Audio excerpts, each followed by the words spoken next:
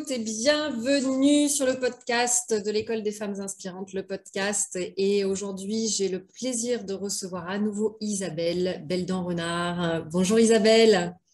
Bonjour à toutes.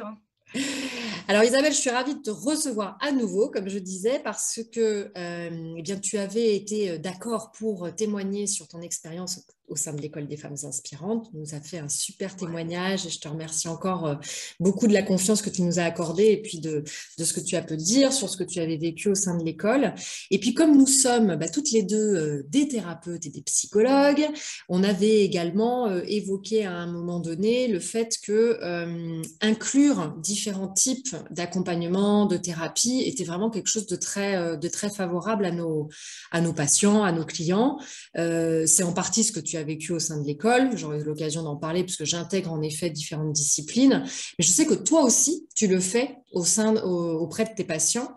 Et donc, on s'était dit que ça pourrait être très intéressant d'avoir une conversation ensemble sur cette idée d'intégrer les méthodes. Et toi en particulier, tu fais aussi quelque chose que moi, je connais beaucoup moins. Et donc, je serais ravie de t'entendre en parler. Tu fais de l'EMDR. Donc déjà, qu'est-ce que c'est les EMDR, et puis tu pratiques également l'hypnose. Voilà, donc c'était un peu ça l'idée de notre échange aujourd'hui. Merci beaucoup de prolonger ensemble. Avec plaisir. Alors, qu'est-ce que c'est le EMDR déjà? Alors, le MDR, c'est une technique de retraitement des souvenirs traumatiques à partir des mouvements oculaires rapides que l'on a pendant la phase de sommeil paradoxal, que l'on a naturellement pendant la phase de sommeil paradoxal. Pendant longtemps, on ne savait pas trop que ça pouvait servir à quelque chose. On avait juste constaté que ça accompagnait les mouvements de rêve. On a tous vu ça chez des enfants, chez des animaux. Ça remue dans tous les sens à certains moments quand on dort. C'est ça, les mouvements oculaires rapides. Et puis, il y a Francine Shapiro qui, un jour, en se promenant dans son jardin et en réfléchissant à un problème qu'elle avait, s'est mis à regarder les papillons volter de ci, de là, et s'est rendu compte que ça allait mieux. Et elle a découvert cette technique, elle a fait des recherches dessus, des recherches ont été faites dessus par la suite, et donc la technique a été inventée. On s'est rendu compte qu'en fait, de recréer les mouvements oculaires rapides, même pas forcément en allant rapidement d'ailleurs, mais en faisant aller de droite et de gauche les yeux, en visualisant autour de, je sais pas, suivant un stylo, une règle, un point lumineux, on pouvait commander au cerveau de la phase de mémorisation qui a lieu pendant la phase de sommeil paradoxal. Et en fait, on s'est aperçu que ça servait, que c'était super efficace, que ça marchait très très bien sur tout ce qui était post-traumatique, stress post-traumatique, même immédiatement après le traumatisme, et c'est beaucoup utilisé comme ça, en intervention d'urgence, par exemple des victimes d'une catastrophe naturelle, d'un attentat, de quelque chose qui vient d'arriver, qui est grave, qui est choquant, qui est bouleversant. Plutôt que de se traîner un stress post-traumatique pendant des années, c'est d'intervenir immédiatement en faisant les mouvements des yeux, en faisant faire les mouvements des yeux aux personnes par rapport à ce qui vient de se passer, par rapport à ce qui vient d'arriver, à ce qui vient de les choquer. Et ça permet au cerveau de réintégrer le souvenir dans la mémoire ordinaire plutôt que de le garder dans la mémoire traumatique.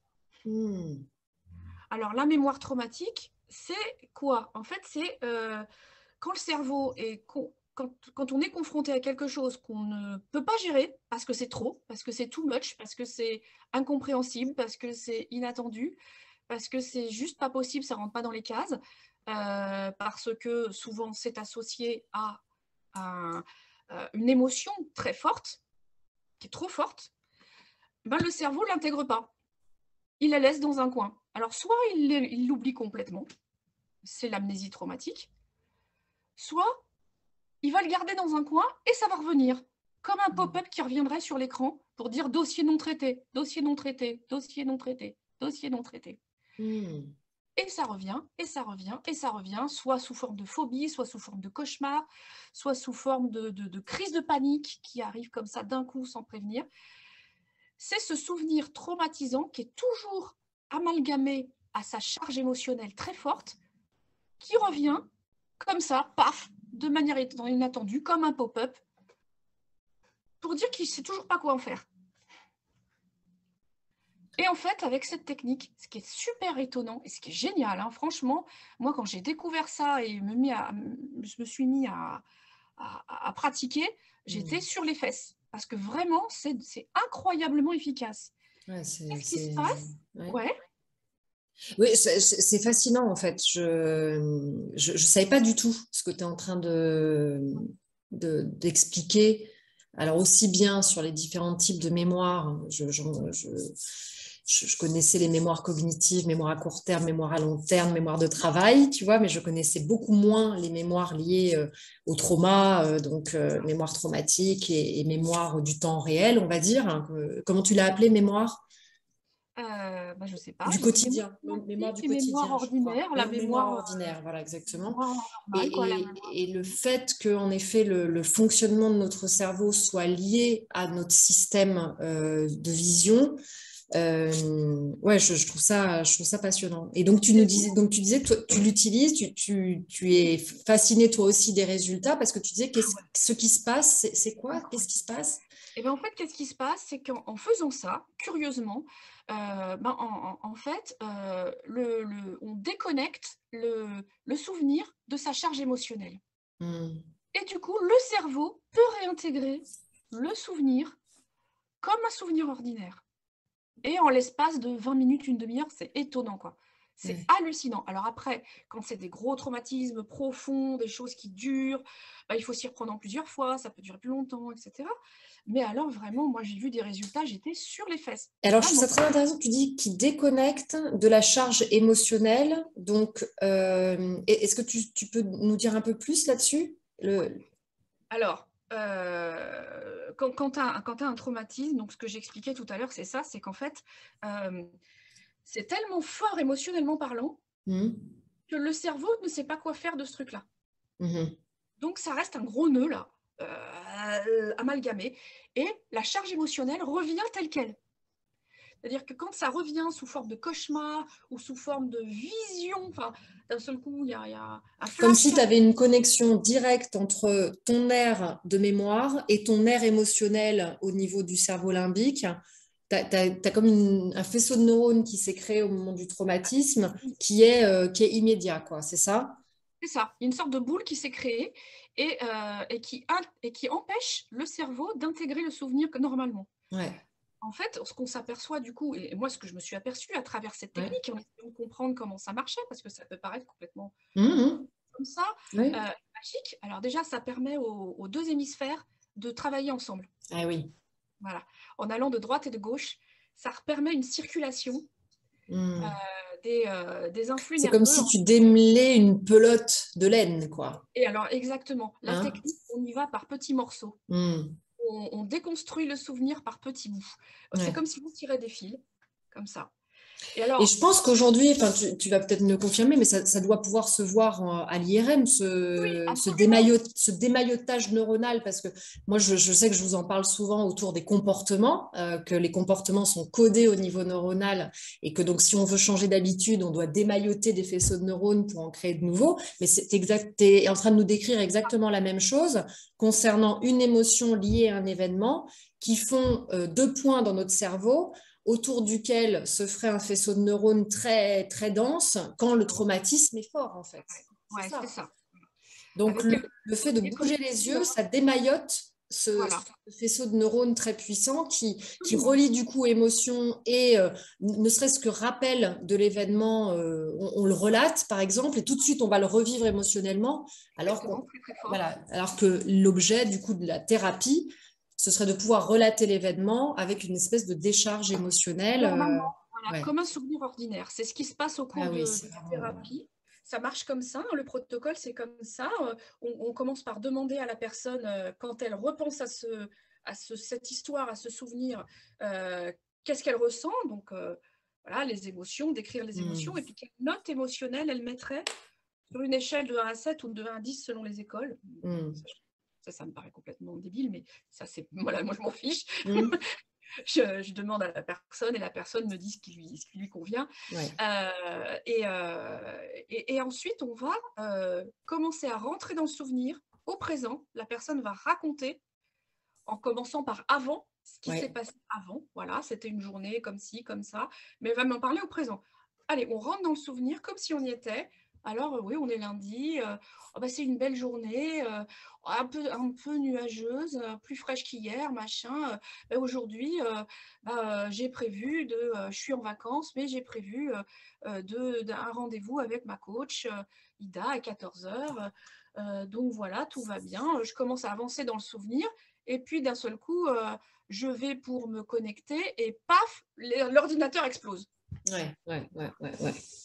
Voilà. Et là, hop, aussitôt, l'émotion monte, on s'arrête, on fait une petite pause. Et là, je demande à la personne, là, qu'est-ce que vous ressentez maintenant? Qu'est-ce qui se passe pour vous? Paf, paf, paf, paf, paf. Moi, je note. Quelle Mhm. note? Des fois, c'est 12 sur 10. Hein. Mm. Mm. Tout 31 à sur 10. fait. Je m'en fiche. Ce qui compte, c'est pour la personne. Voilà. Et OK, on fait une stimulation. Tac, tac, tac, tac, tac, tac, tac. Moi, je vois la personne qui passe par toutes les couleurs de l'arc-en-ciel. Hein. Je Ouais, vois l'émotion sur son visage, les déglutissements, etc.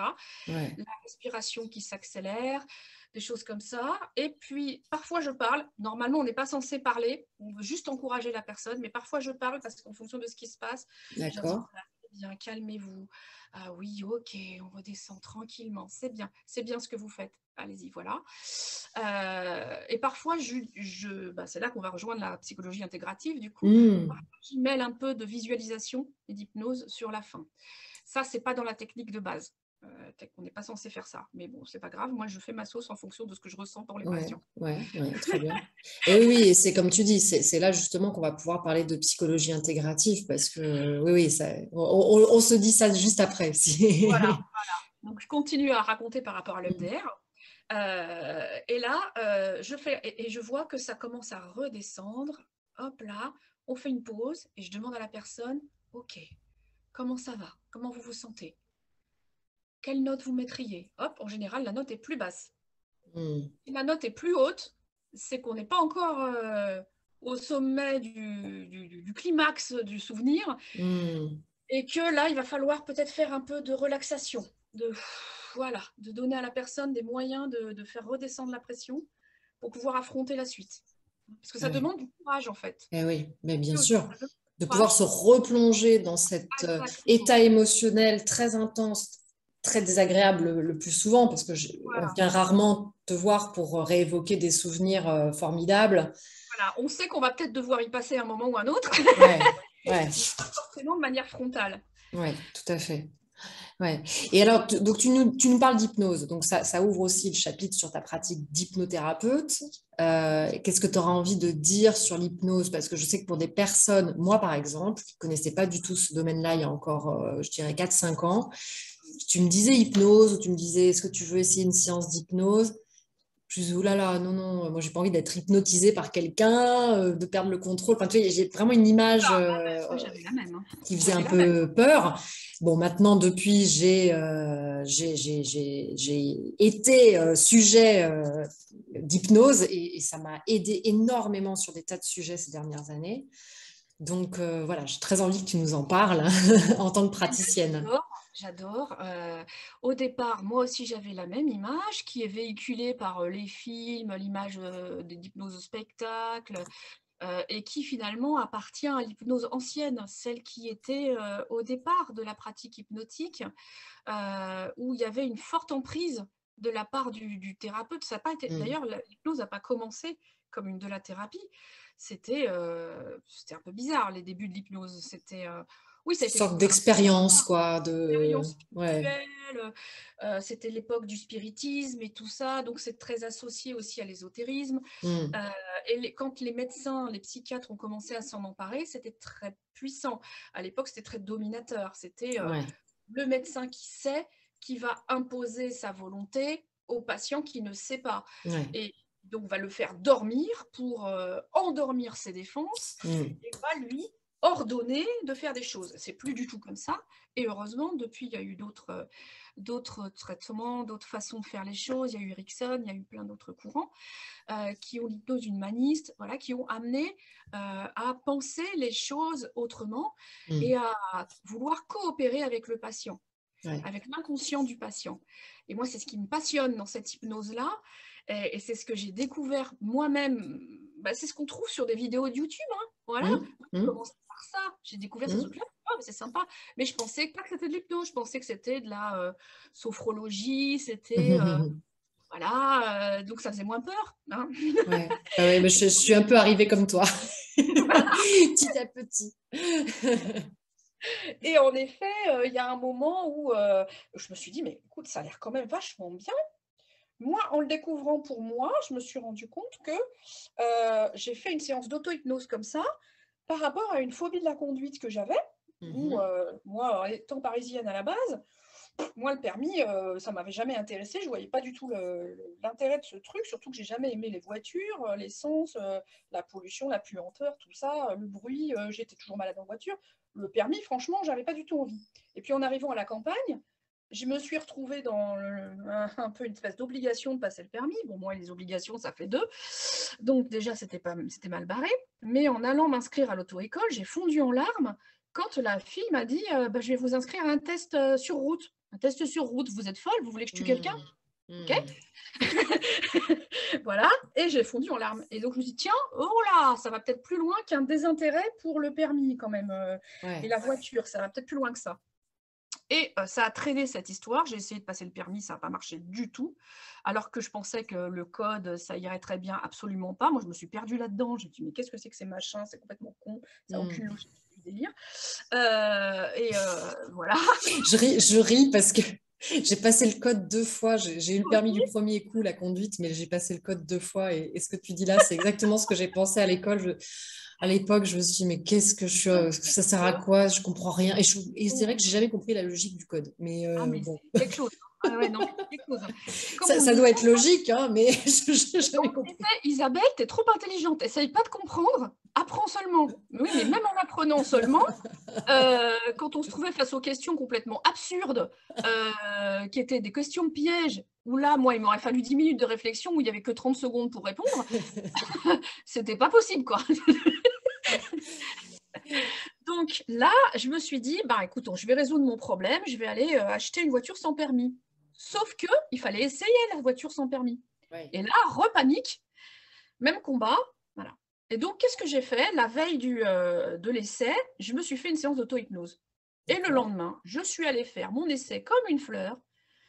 Mais alors, c'était un jour, j'y allais, les petites fleurs, les petits oiseaux, les mains dans les poches, en mode ludique. Je me suis amusée comme une petite folle. Et le gars, il n'arrêtait pas de me dire « Ah, c'est bizarre, vous n'avez pas peur ?» Je lui disais « Mais pourquoi j'aurais peur ?» Et je ne me suis pas rappelé tout de suite, hein. C'est marrant. Hein. Ah oui. J'arrive à la fin, voilà, on rejoint mon mari, il lui dit « Oh là là, elle a été super, elle s'est bien amusée et elle n'a pas eu peur du tout. » Et là encore, je me dis « Mais pourquoi je... » Et là, mon mari qui ouvre des grands yeux, elle n'a pas eu peur. Et d'un seul coup, je me rappelle ma séance d'auto-hypnose.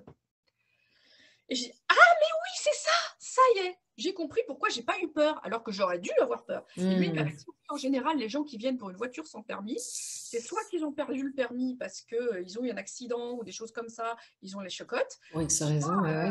Ils n'ont jamais réussi à le passer, et donc traumatisme répété, machin. Il y a des peurs, il y a des terreurs, il y a des phobies, il y a des machins. Et donc en général, les gens ont peur. Et je me suis dit, ah, mais c'est hyper génial, c'est hyper intéressant. Il faut que je me forme. Et donc, à partir de là, je suis allée voir un hypnothérapeute. Je lui ai dit, voilà docteur, je voudrais proposer ce service et avant de me former, etc., je voudrais savoir qu'est-ce que ça fait, comment ça marche, etc. Et pourquoi vous voulez en faire? Je lui dis, parce que je pense que ça doit être bien, ça permet de dépasser les défenses des patients, dans certains cas, pour leur permettre de... Il m'a dit, vous avez tout faux. Ah, intéressant. Ça commençait bien. Et je lui dis, ah bon? J'ai toujours cru que c'était ça l'hypnose. Il me dit non. Alors justement, l'hypnose maintenant, c'est qu'on coopère avec l'inconscient du patient. On va mettre la personne en état de détente pour pouvoir avoir davantage accès à l'inconscient, pouvoir lui parler plus directement et pouvoir lui proposer des choses différentes, sous forme de symboles, d'images, de voyages, de paroles, ça dépend. Il y a plusieurs techniques. Et on va lui proposer d'autres manières d'expérimenter, de vivre la situation. À lui de choisir s'il prend ou pas. On lui propose d'essayer, de le vivre pendant la séance, sous forme sécurisée, puisqu'il ne va pas le vivre en vrai. On est dans un cadre sécure.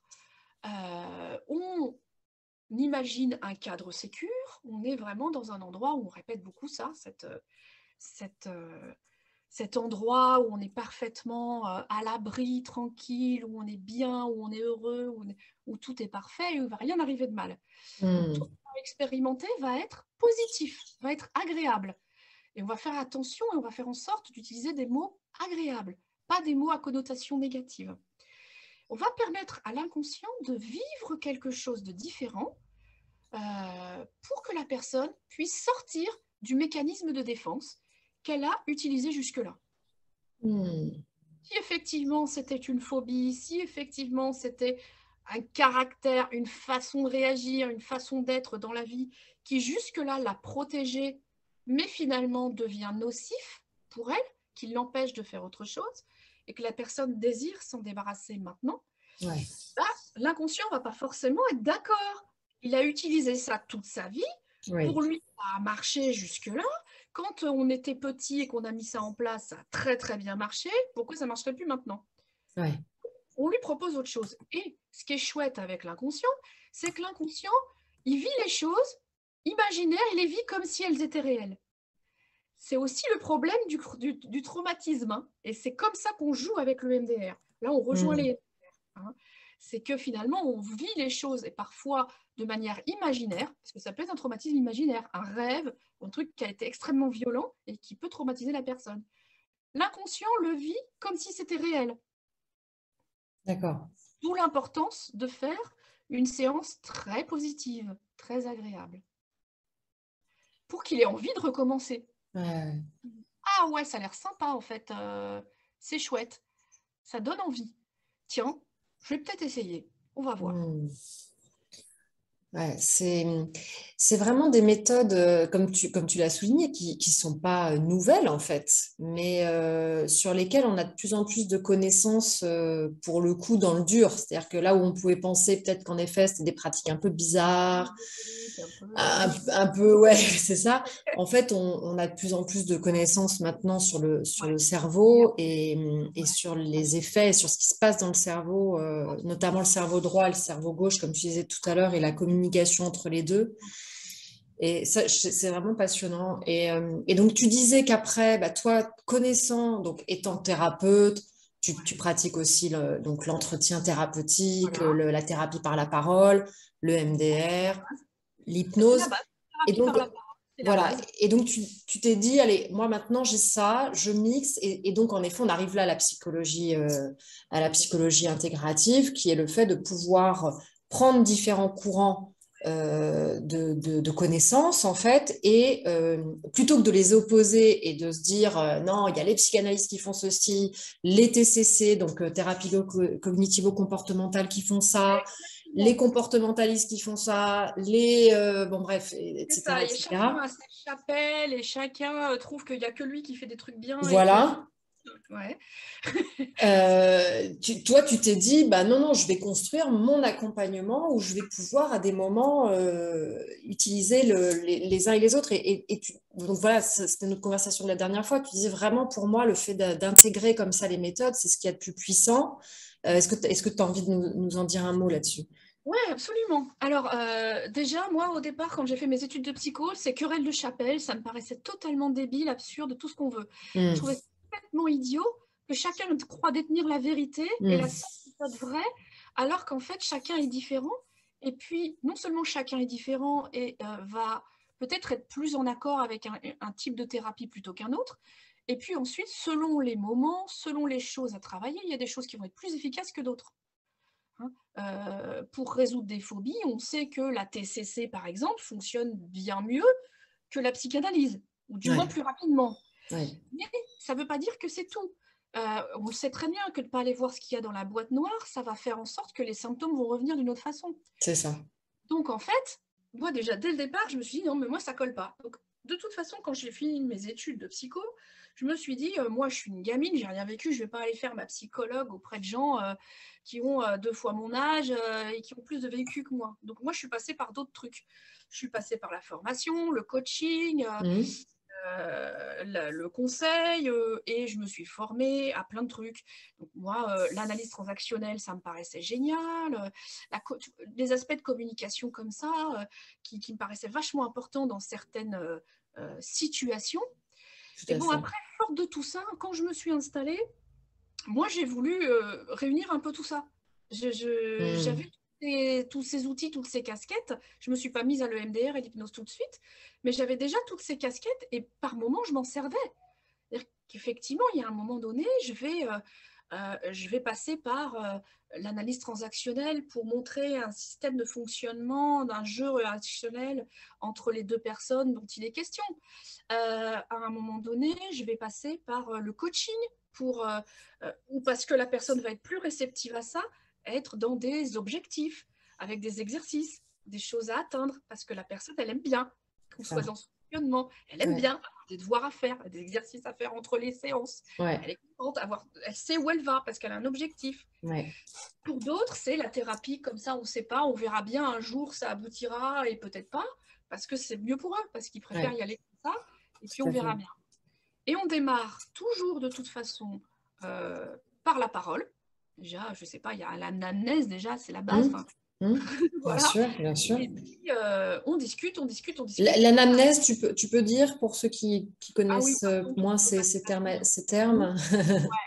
L'anamnèse, c'est simplement l'historique du patient avec l'historique de ses troubles. Voilà, elle vient avec un problème, elle nous dit voilà, moi j'en ai marre, j'ai ci et ça qui vont pas, j'en peux plus, machin, nanana. Ok, ça vient depuis quand? Ça a commencé quand? Qu'est-ce qui se passe? Nanana, nanana. Et avant ça, et on remonte. Et puis on essaie d'avoir l'historique du patient, comment s'est passée sa vie jusque-là, quels ont été les grands événements, les événements importants, quelle était son éducation, quelle était sa configuration familiale, comment elle est née, peut-être parfois la légende qui tourne autour de sa personne, de sa naissance. Les légendes familiales, parfois ça en fait partie, ça ne vient pas forcément dans la première séance, mais parfois ça vient.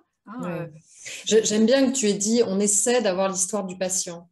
Parce que, en effet, les personnes se racontent en partie et même parfois les récits ne sont pas toujours très clairs quand ils sont faits par les personnes. Et puis, il y a les évitements aussi discrets de bon, hop, là, je passe sur l'événement, je passe à autre chose. Et donc, c'est vrai qu'une anamnèse, c'est jamais fini. C'est jamais fini et ça se poursuit. Voilà, exactement. Oui, tout à fait. Et parfois, on a des contradictions. Et oui. J'ai eu l'autre fois le cas. Le gars, il m'avait dit la première séance, je ne sais plus quel truc, je ne sais plus ce que c'était. Mais alors, il m'avait affirmé un truc. Et alors là, l'entretien suivant, c'était, il m'affirmait le contraire. Alors là, évidemment, je l'ai noté. Je lui ai dit, attendez, je ne comprends pas. L'autre fois, vous m'aviez dit que... Ah non, non, non, je ne vous ai jamais dit ça. Je dis, moi, je l'ai noté. Vous m'aviez dit que ta. Ah bon? Ah, j'ai pu dire ça. C'était peut-être vrai à ce moment-là, mais ça l'est peut-être plus maintenant. Et dire, oui, ça doit être ça. Oui, c'est ça, c'est vraiment très intéressant peut-être. Donc c'est vrai que voilà, c'est cette notion de, on essaie, on tricote en fait avec la personne, avec le patient, avec le client. On tricote et on détricote ensemble, quoi. C'est une maille à l'envers, une maille à l'endroit. Ah, complètement. Et le récit, d'ailleurs, fait partie de la thérapie. Oui. Finalement, se raconter et se re-raconter. Et changer le récit. Changer l'histoire. Voilà, exactement. La voir différemment, la voir avec notre point de vue, c'est... exactement. Oui, tout à fait. Qu'est-ce que ça apporte, selon toi, à nos patients d'être dans cette démarche très ouverte, finalement, de protocole, de méthode, d'inspiration pour les accompagner? Moi, je trouve que ça apporte un complément d'efficacité. À un moment donné, il y a des choses qui bloquent, ou il y a des choses que ça fait un moment qu'on en parle, qu'on revient dessus, qu'on redit les mêmes choses et machin, et ça n'avance pas, et la personne, elle veut avancer. Et on essaye de voir qu'est-ce qu'il y a derrière, ce blocage, cette résistance, pourquoi est-ce que là, ça bloque autour de ça. Et parfois, on voit que soit c'est parce qu'il y a un souvenir traumatique en question, soit il y a une résistance par rapport à un type de fonctionnement qui ne veut pas partir. Je peux proposer dans ces cas-là, ça, on pourrait le travailler en hypnose si vous voulez, ou ça, on pourrait faire une séance de MDR sur ce truc-là. Et donc, les gens réfléchissent, je leur en parle, je leur ai toujours expliqué en quoi ça consistait, je leur explique souvent, avec des mots comme ça, le plus simple possible pour qu'ils comprennent bien et qu'ils aient moins peur. Je te rejoins complètement sur la... Moi aussi, j'ai toujours trouvé ça incroyable de se disputer sur des méthodes. Et personnellement, quand j'avais des étudiants à l'université, je leur disais toujours, vous avez une boîte à outils, c'est comme si... C'est comme si tu avais deux bricolos, tu vois, qui se disputaient sur le marteau, c'est mieux qu'une vis, quoi. Exactement. Qu'un tournevis, tu vois. Alors que non, les deux, ça ne sert pas à la même chose. Et à un moment donné, tu vas avoir besoin de ça. Et si tu as une super boîte à outils, justement, dedans, tu as un marteau. Et en plus, tu as plusieurs formes de marteau. Tu as plusieurs formes de tournevis. Et tu vas utiliser ça différemment en fonction de ton besoin. Et donc, c'est pas... c'est là où on se rend compte que finalement, ce n'est pas les outils qui sont le plus important, mais c'est bien la pratique et la manière dont on va les utiliser, qu'est-ce qu'on va faire avec. Et voilà. Et, bon, on pourrait échanger des heures là-dessus, je pense. Mais ce que je voulais vraiment, au travers de cet échange, c'était montrer aux personnes qui nous écoutent que, en effet, quand on est accompagné, il y a plein d'outils qui sont disponibles. Nous-mêmes, là, on en a évoqué 3, 4, 5, mais on est loin de connaître tout ce qui existe. Je crois que... Donc, moi, je fais partie du Centre de thérapie intégrative et nouvelles technologies à Paris. Donc, j'ai appris, grâce à Alexandra Rivière-Lecard, qui est la directrice, qui avait plus de 400 thérapies répertoriées, tu vois, dans les pratiques, françaises et internationales. Donc, plus de 400 thérapies, c'est juste énorme. Donc, voilà, j'espère que ça peut donner le goût d'aller être accompagné avec Isabelle, par exemple, de faire de l'EMDR, de faire de l'hypnose, mais de pouvoir aller comme ça. J'allais dire tester, mais j'ai pas envie de dire non plus, c'est pas une histoire c'est pas consumériste, quoi, c'est pas aller essayer des trucs, mais c'est de se dire, ok, si je fais mon chemin de développement, de connaissance de moi, etc., je peux aller explorer, voilà, peut-être plus explorer que tester. Je peux aller explorer différentes approches et chacune va m'apporter quelque chose. Peut-être qu'il y en a une sur laquelle je vais rester un peu plus longtemps. Et puis après aller vers autre chose, et tout ça finalement va s'allier, va se combiner, va s'intégrer justement pour nous permettre d'aller mieux, quoi, ce qui est quand même l'objectif. Complètement. Et voilà, et parfois c'est pas possible, ça bloque quand même, c'est pas le moment, ok, c'est pas grave, on continuera, une autre fois on fera peut-être autre chose. On continue le chemin. Et j'ai envie de rajouter aller mieux et tout simplement aller bien, parce que c'est pas que quand on a un problème, en fait. Ça peut être aussi, comme on pense à se laver, on se lave pas tous les jours parce qu'on sent mauvais tous les jours. Je veux dire, on pourrait sauter une journée, mais on se lave parce que c'est agréable de se laver aussi, de sortir de sa douche, d'avoir la senteur du savon. Donc voilà, on le fait aussi, pas que quand on est complètement cracra, quoi. C'est le principe de la psychologie positive. Exactement. Psychologie positive, on cherche ce qui va bien, ce qui va mieux, ce qui va... Et on n'est pas obligé d'aller mal pour aller bien. Voilà. C'est ça, exactement. Oui, j'aime bien cette idée. Oui, c'est pas le manque qui crée le plein. Formidable. Formidable. Est-ce que tu as envie d'ajouter quelque chose, Isabelle, à cette présentation assez succincte, mais qui peut déjà donner un avant-goût, une idée, une envie d'aller un petit peu plus loin? Oui, je ne sais pas. Non, je ne sais pas quoi raconter de plus. Je pourrais en parler des heures, j'ai l'impression, de chaque technique et de comment je travaille, parce que j'adore ça, en fait, ça me passionne. Mais comme ça, je ne sais pas quoi rajouter. J'en sais rien. Un podcast à venir, Isabelle? Peut-être, j'y avais pas encore pensé. Bah écoutez, en tout cas, ça sera un plaisir de t'entendre là-dessus parce que je trouve ça vraiment passionnant et de t'entendre aussi parler de la manière dont tu accompagnes et de tes patients et de la manière dont, à un moment donné, tu te dis, bah voilà, là, je vais utiliser tel ou tel outil. Je trouve que c'est passionnant et pour des personnes qui peut-être savent pas trop comment ça marche, un psy, bah, je trouve que ça donne vraiment bah, du concret et puis ça démystifie aussi, je pense, beaucoup nos pratiques. Ouais, bah écoute, tant mieux, hein. C'est vrai que j'essaye d'en parler le plus simplement possible aussi pour que les gens comprennent, qui que ce soit, tu vois, même s'il n'y a pas un bagage psy derrière ou Ouais, scientifique, mais c'est vrai que c'est tellement génial. Et en ouais, général, les gens comprennent et ils ont envie, quoi. exactement. Les gens qui viennent juste pour ces techniques-là, moi je leur dis, attendez, moi c'est jamais tout ça comme ça directement, c'est pas Voilà, possible. Ça, voilà, ça c'est c'est ça. dans un tout. Ouais, c'est ça, exactement, exactement. Ouais, ouais, c'est ça. Et c'est là, de nouveau, qu'on voit que c'est un outil qui est pris en fonction, non pas de l'outil en soi. Je sais pas, je veux faire de la MDR. C'est ça. Il y a des gens qui disent, Je je veux un veux faire marteau. du Oui, mais MDR. attends, tu veux faire Non, quoi avec ton marteau? Peut-être que c'est pas un non. marteau qu'il faut. Ouais, non, mais c'est ça, exactement. Formidable. Eh bien, écoute, merci beaucoup, Isabelle. Bah, merci à toi.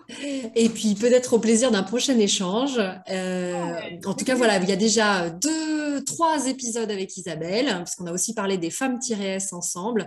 Donc, je vous invite à redescendre un petit peu dans les épisodes. Vous allez trouver Isabelle Beldan. Et je te dis, pour ma part, à très bientôt. Ah bah alors à bientôt, Ida. C'est marrant, hein, au début, je sais pas quoi dire. Je dis, oh là là, je sais pas si je vais pouvoir parler, j'en sais rien. Puis après, une fois que je suis lâchée, Moi, je suis ça jamais inquiète. paraît plus. Prenez soin de vous et révélez toutes vos facettes. À très Au revoir bientôt. à toutes. À bientôt.